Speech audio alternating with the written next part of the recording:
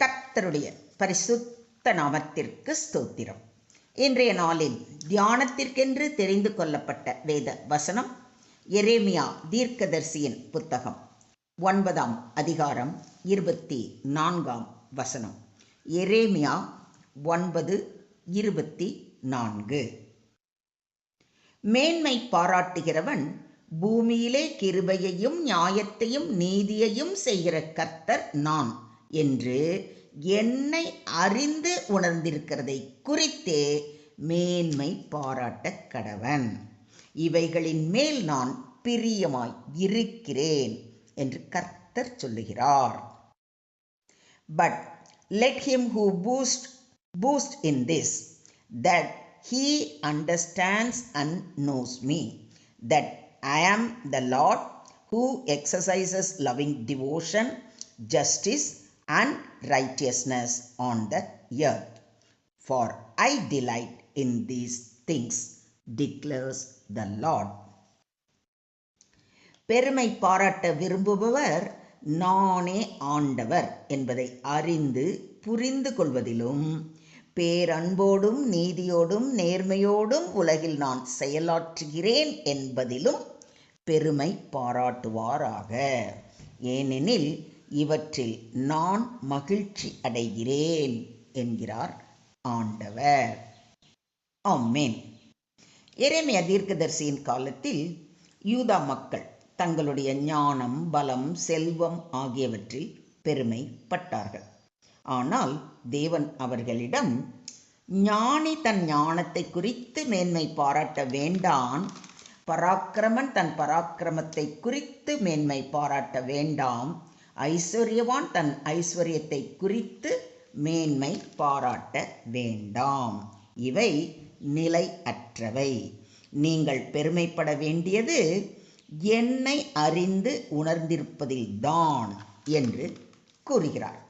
இந்த வசனத்தில் தேவன் 3 முக்கியமான தெய்வீக குணங்களை வெளிப்படுத்துகிறார். இது குறித்து சற்று ஆழமாக தியானிப்போம். முதலாவது தெய்வீக குணம் தேவனை அறிந்திருப்பது. தேவனை அறிந்திருப்பதே வாழ்க்கையில் மிக பெரிய மேன்மை.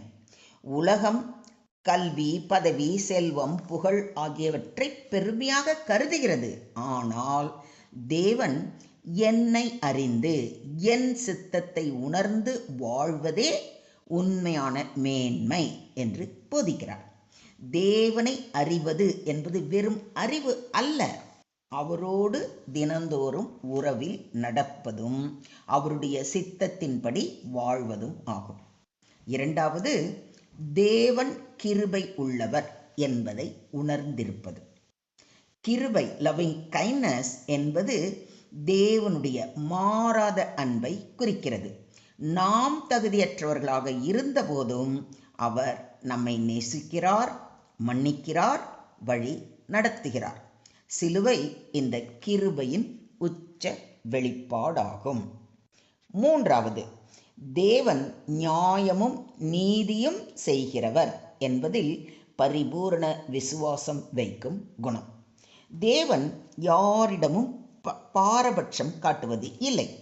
அவர் நீதியுள்ள நியாயாதிபதி. அநீதியை வெறுத்து நீதியை விரும்புகிறார். அவருடைய பிள்ளைகளும் நீதியுடனும் நேர்மையுடனும் வாழ வேண்டும் என்று விரும்புகிறார். இவ்வாறு கிருபை, நியாயம், நீதி ஆகியவை தேவனுடைய இருதயத்தை வெளிப்படுத்துகின்றன என்பதை நாம் நன்கு உணர்ந்து அறிந்திருக்கிறோம் என்பதில்தான் நாம் பெருமை கொள்ள வேண்டும். ஒரு பிள்ளை தன் தகப்பன் நீதி நெறிகளோடு மற்றவர்களிடம் அன்பு செலுத்தி அரவணைத்து வாழ்ந்து வருவதை பார்க்கும் பொழுது தன் தகப்பனை குறித்து மிகுந்த பெருமை பாராட்டுவான். அதே போல நம்முடைய பரம தகப்பனின் கிருபையையும் நீதி நெறிகளையும் அவருடைய அன்பான அரவணைப்பையும் அறிந்து உணர்ந்து அதை குறித்தே நாமும் பெருமை பாராட்ட வேண்டும். மேன்மை பாராட்டுகிறவன் கர்த்தரை குறித்தே மேன்மை பாராட்டத்தக்கதாக அவரே தேவனால் நமக்கு ஞானமும் நீதியும் பரிசுத்தமும் மீட்பும் ஆனார். என்று பவுலடிகளார் கூறுவதை கொரிந்தியருக்கு எழுதின 1 நிருபம் 1 அதிகாரம் முதலாம் அதிகாரத்தில் நாம் வாசித்து அறிகிறோம். நமக்குள்ள எல்லா நன்மைகளும் தேவனிடமிருந்து வந்தவை. ஆகவே நம்முடைய பெருமை கிறிஸ்துவிலேயே இருக்க வேண்டும். பலியை அல்ல, இரக்கத்தையும் தகன பலிகளை பார்க்கிலும் தேவனை அறிகிற அறிவையும் விரும்புகிறேன் என்று கர்த்தர் கூறுவதை ஓசியா தீர்க்கதரிசியின் புத்தகம் 6 அதிகாரம் 6 வாசிக்கிறோம். தேவன் வெளிப்புற சடங்குகளை விட அவரை அறிந்த அறிவையும் அன்பையும் அதிகமாக விரும்புகிறார். நியாயம் செய்யவும் இரக்கத்தை சிநேகிக்கவும் உன் தேவனுக்கு முன்பாக மனத்தாழ்மையாய் நடப்பதையுமே கர்த்தர் உன்னிடத்தில் கேட்கிறார் என்று மீகா தீர்க்கதரிசி மிக தெளிவாக கூறுவதை மீகா 6:8 வாசிக்கிறோம். தேவன் நம்மிடத்தில் எதிர்பார்ப்பது வீண் பெருமையை அல்ல, நீதி, கிருபை, தாழ்மை இவற்றையே விரும்புகிறார்.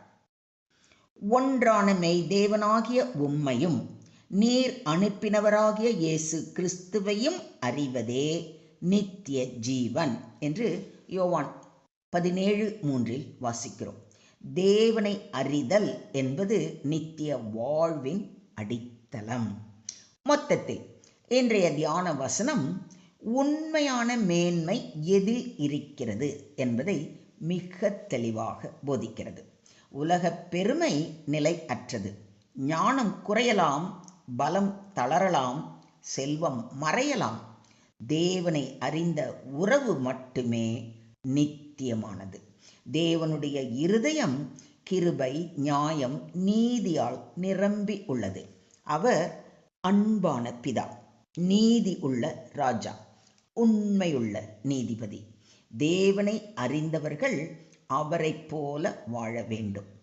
கிருபையோடு நடப்போம், நீதியை நிலைநாட்டுவோம், நியாயமாக செயல்படுவோம், எல்லா மகிமையையும் தேவனுக்கே செலுத்துவோம். சுருக்கமாக சொல்வதானால், தேவன் நம்முடைய திறமைகளை விட நம்முடைய இருதயத்தை பார்க்கிறார். உலகத்தின் பாராட்டை தேடாமல் தேவனை அறிந்த உறவில் வளர்ந்து அவருடைய கிருபை, நீதி, நியாயத்தை நம் வாழ்க்கையில் வெளிப்படுத்துவோம். அதுவே தேவனுக்கு பிரியமான வாழ்க்கை. அதுவே உண்மையான மேன்மை. இன்றே உங்களை நீங்களே சோதித்து அறியுங்கள். என் பெருமை என்ன? என் சாதனைகளா அல்லது என் இரட்சகராகிய கர்த்தரா? என் வாழ்க்கையில் கிருபை, நீதி, நியாயம் காணப்படுகிறதா? என்னை பார்க்கிறவர்கள் கிறிஸ்துவின் சாயலை காண்கிறார்களா? நான் என் தேவனை பரிபூர்ணமாக அறிந்த அறிவில் தேர்ச்சி அடைந்திருக்கிறேனா? இந்த கேள்விகளுக்கான பதிலை அப்படியே யோசிங்க, சிந்தியுங்கள், செயல்படுங்கள். Today's verse teaches that true glory is not found in wisdom, strength or riches, but in knowing the Lord. God delights in loving kindness, justice and righteousness, and He desires His people to reflect these qualities in their lives. A genuine relationship with God is life's greatest privilege and highest honor. Those who truly know Him will walk in humility, extend grace to others, uphold justice, and live righteously, giving all glory to God alone. ஸ்தோத்திரம் ஆண்டவரே, ஸ்தோத்திரம் கர்த்தாவே, ஸ்தோத்திரம் ஸ்தோத்திரம் ஸ்தோத்திரம். அன்பின் பரலோக பிதாவே, இன்றைய வசனத்தின் மூலம் நீர் எங்களுக்கு அளித்த சத்தியத்திற்காக உமக்கு கொடான கொடி நன்றிகளை ஏறெடுக்கிறோம் அப்பா. உலகத்தின் ஞானம், பலம், செல்வம் ஆகியவற்றில் அல்ல, உம்மை அறிந்து உணர்ந்திருப்பதிலேயே எங்கள் மேன்மை இருக்கும்படி எங்களை நடத்தும். உம்முடைய கிருபையை எங்கள் வாழ்வில் நிரப்பும். நீதியையும் நியாயத்தையும் விரும்பும் இருதயத்தை எங்களுக்கு தாரும். தாழ்மையோடும் பரிசுத்தத்தோடும் உமக்கு பிரியமானவர்களாக வாழ எங்களுக்கு உதவி செய்யும். எங்கள் வார்த்தைகளும் செயல்களும் உமது மகிமையை வெளிப்படுத்தட்டும். எங்கள் வாழ்க்கையை பார்க்கிறவர்கள் உம்மை அறிந்து கொள்ளும் கிருபையை அருளும். உமது நாம மகிமைக்கு சாட்சியாக வாழ எங்களை முற்றிலுமாக தாழ்த்தி உம்முடைய கரங்களிலே ஒப்பு கொடுக்கிறோம். நீங்க பொறுப்பு எடுத்துக்கோங்க, நீங்க வழி நடத்துங்க. சகல துதி கன மகிமை யாவையும் ஒருவருக்கே செலுத்துகிறோம். மீட்பர் இயேசுவின் மூலம் ஜெபம் கேளும் எங்கள் ஜீவனுள்ள தகப்பனே. ஆமென்.